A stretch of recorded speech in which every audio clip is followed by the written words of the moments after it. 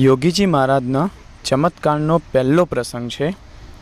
વડોદરાના ઉત્સાહી હરિભક્ત કાળીદાસ હિંમતભાઈને કાળો કોઢ નીકળ્યો હતો। આ બહુ જ મોટો રોગ ગણાય, તેથી સમાજમાં રહેવું શરમજનક બની ગયું।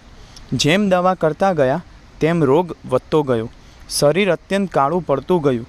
5 વર્ષ દવા કરી તેમણે નાથાલાલ યોગીનાને વાત કરી કે હવે તો આપઘાત કરવાના સંકલ્પ થાય છે। તો નાથાલાલ કહે કે યોગીજી મહારાજ આ વખતે પધારે ત્યારે આશીર્વાદ લઈશું, જેથી તમને રોગ મટી જશે અને મોડા સંકલ્પ કરશો નહીં અને આનંદમાં રહેજો। અને યોગીજી મહારાજ વડોદરા પધાર્યા એટલે નાથાલાલે તેમને અંતરથી આશીર્વાદ આપવા માટે યોગીજી મહારાજને વિનંતી કરી। તો યોગીજી મહારાજે આશીર્વાદ સાથે અક્ષર ડેરીની મહાપૂજાની આજ્ઞા આપી। અક્ષર ડેરીનું પ્રસાદીનું જળ તથા પુષ્પો દરરોજ 2 ચમચી પીશો તેમજ શરીરે ચોપડજો।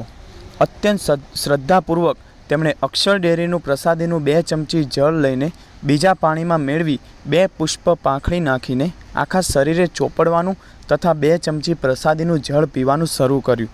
ઘણા જ ટૂંક ગાળામાં તેમને કાળા કોઢનું દર્દ નાબૂદ થઈ ગયું અને આમ યોગીજી મહારાજ જેવા સમર્થ પુરુષ જ આવો રાજરોગ મટાડી શકે એવા અનન્ય ભાવથી તેઓ સ્વામીશ્રીમાં જોડાઈ ગયા।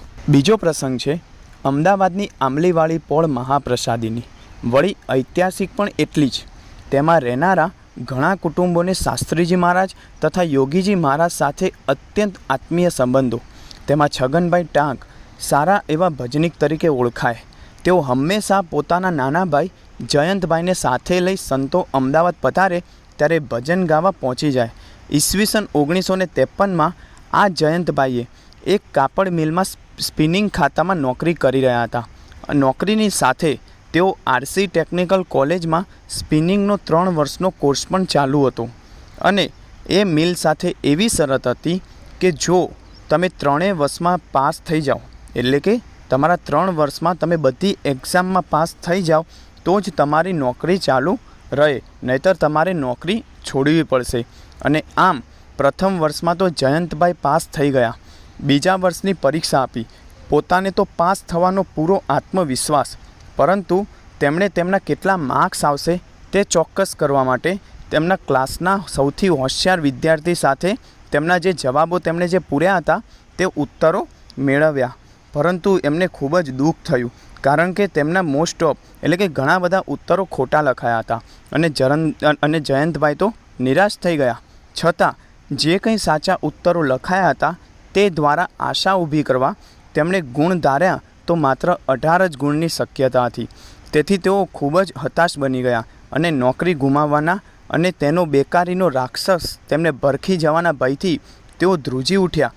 ભયંકર ગરીબી વચ્ચે 7 વ્યક્તિના કુટુંબનો ભાર મોટાભાઈ છગનભાઈ આજ સુધી ખેંચતા આવ્યા હતા, જે આ નોકરીથી હળવો થયો હતો અને તે નોકરી પણ હવે તે છોડવાનો વારો આવે એવું લાગતું હતું।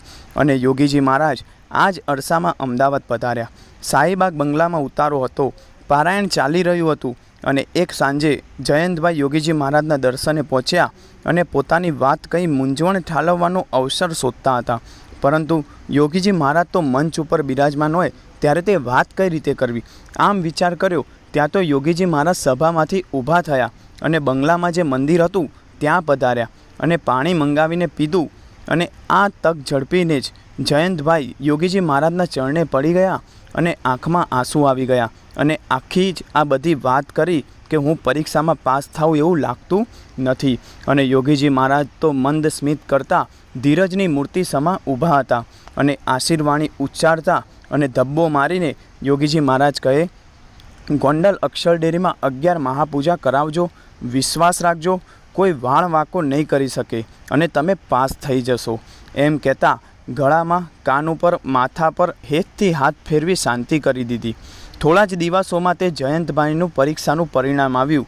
જયંતભાઈને યોગીજી મહારાજ ઉપર વિશ્વાસ તો ખરો, પરંતુ તેમના તે પરીક્ષાનું પરિણામ જોવાની હિંમત નહોતી। તેથી તેમણે તેમના મિત્રને મોકલ્યા અને તે મિત્રએ સમાચાર આપ્યા કે તું પાસ થઈ ગયો છે અને તને 100માંથી 68 માર્ક્સ આવ્યા છે। અને આ સાંભળીને જયંતભાઈના હર્ષનો પાર ન રહ્યો। સ્વામીશ્રીની કરુણા તેમના સમગ્ર જીવન પર જાણે કે છવાઈ ગઈ કે ક્યાં પોતાના 18 ગુણ અને ક્યાં યોગીજી મહારાજના આપેલા 68. તેઓ ખૂબ જ ગદગદ થઈ ગયા અને એ પછી એ મિલમાં તેમણે 18 વર્ષ સુધી નોકરી કરી.